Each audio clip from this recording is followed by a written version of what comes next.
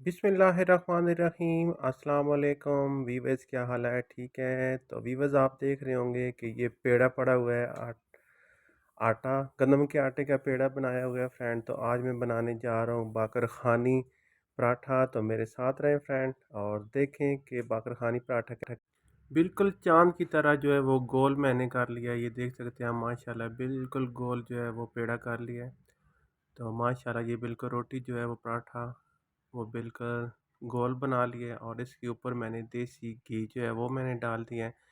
अब मैंने ये देसी घी है सारे पूरे इस चांद नुमा पे मैंने लगा देना है, ताकि ये गोल जितना रोटी का बनाया है मैंने, तो ये देख सकते हैं माशाल्लाह बहुत जो है प्यारा जो है वो बन चुके हैं। अब सारा जितना भी घी था देसी वो सारा मैंने पूरे पराठे के ऊपर इस तरह चिपका दिया है कि कोई भी खाली खाना ना रहे। और देखें बल बना के मैंने इसको रख लिया है। और इसलिए मैं थोड़ा आपको क्योंकि शार्ट बना के दिखा रहा हूँ, क्योंकि फ्रेंड जो टाइम बहुत कम होता है सुबह के नाश्ते में, तो इस वजह से थोड़ी जल्दी में जो है वो मैंने आपको ये देखिए बल बना लिए हैं। और बल इस तरह बनाए हैं कि बिल्कुल गोल बन चुके हैं। तो अभी मैं इसको प्रेस कर लेता हूँ। थोड़ा सा मैंने खुशका ले लिया है, खुशके से ये देखिए मैं इसको अच्छी तरह प्रेस कर रहा हूँ। और साथ बेलन के साथ भी इसको थोड़ा सा घुमा लूँगा, ताकि ये थोड़ा बहुत जो है प्रेस हो जाए, क्योंकि जब बल बनते हैं तो ये थोड़ा सख्त होना शुरू हो जाता है।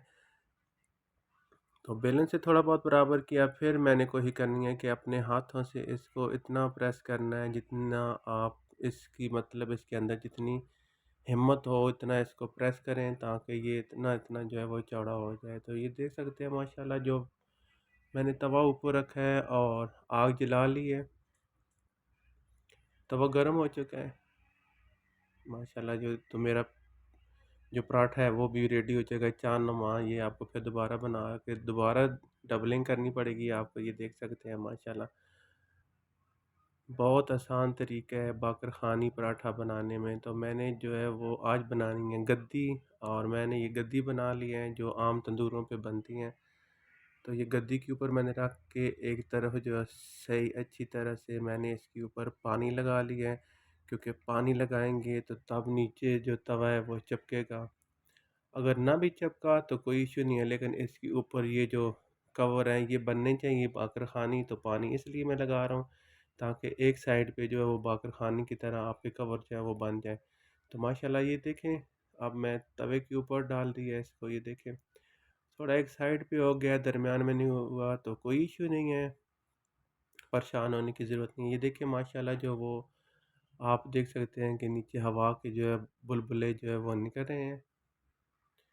माशाल्लाह जो बाकर ख़ानी पराठा जो तैयार होने वाला है, तो अब इसको मैं दिखाता हूँ कि अगर ये दूसरी साइड पे उल्टा, क्योंकि जितनी देर मैंने इसके अंदर रहा है रखा है तो वो आप देख सकते हैं। तो ये देखें तो माशाल्लाह ये देखें मैंने इसको दूसरी साइड पे कल्टी कर दी है।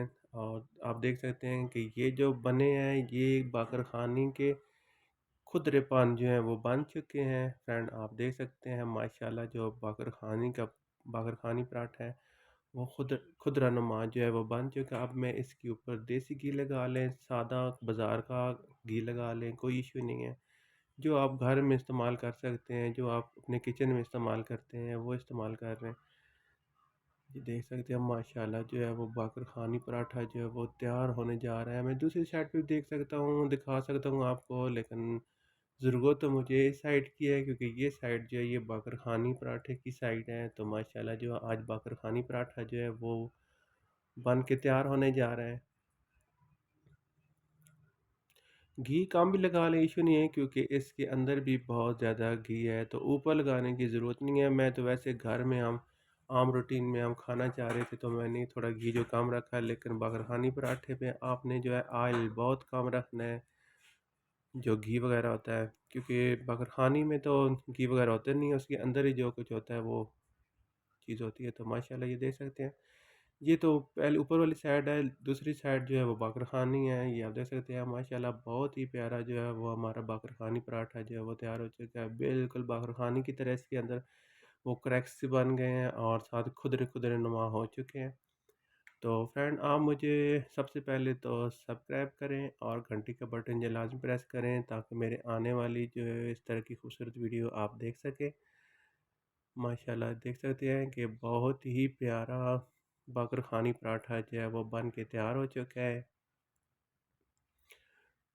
ये देखें माशाल्लाह, ज़रूर अपने घर में ट्राई करें ताकि आप अपने घरों में बनाएंगे तो आपको बहुत अच्छी तरीके से चीज़ की समझ आएगी। कोशिश कोशिश जो है वो ज़रूर किया करें माशाल्लाह। और अपने बच्चों के लिए टिफ़िन में ऐसे खाने और ऐसे पराठे बना के रखें तो ज़रूर मज़ेदार, उनको आम बर्गर और इन चीज़ों की ज़रूरत नहीं पड़ेगी। अगर आपके खाने जो देसी खाने होते हैं वो मज़ेदार बने तो उनको बर्गर पिज़्ज़ा की ज़रूरत नहीं पड़ेगी माशाल्लाह। तो वो इन्हीं खानों पे मज़ेदार जो है वो लज़्ज़त ले सकते हैं। लज़ीज़ खाने जो होते हैं माशाल्लाह। और देखें पराठा जो बाक़रख़ानी पराठा जो वो तैयार हो चुका है। ये मैंने उतार के आपको इसलिए दिखा रहा हूँ कि बाक़रख़ानी पराठा बहुत ही मज़ेदार, ये देख सकते हैं। ज़रूर ट्राई करें। अक्सर ज़्यादातर जो बाक़रख़ानी और पराठे होते हैं वो तंदूर पे लगते हैं, तो मैंने आज जो है घर पे ट्राई किया है तवे के ऊपर, लेकिन काफ़ी बेहतर बन चुका है, ये देख सकते हैं माशाल्लाह। वो आपको मैं दिखा रहा हूँ कि ये पॉइंट बाक़रख़ानी के बने हुए, ये जितना पॉइंट खुदरा नुमा है सारा बाक़रख़ानी पराठे बना हुआ है। ज़रूर ट्राई करें फ्रेंड और मुझे अपनी दुआओं में याद रखें। अल्लाह पाक आप सब के लिए अच्छा करे, अल्लाह पाक आपकी खैर करे। और फ्रेंड हमारे लिए भी दुआ करें, अल्लाह पाक हमारी फैमिली में हमें खुश रखे, हमारे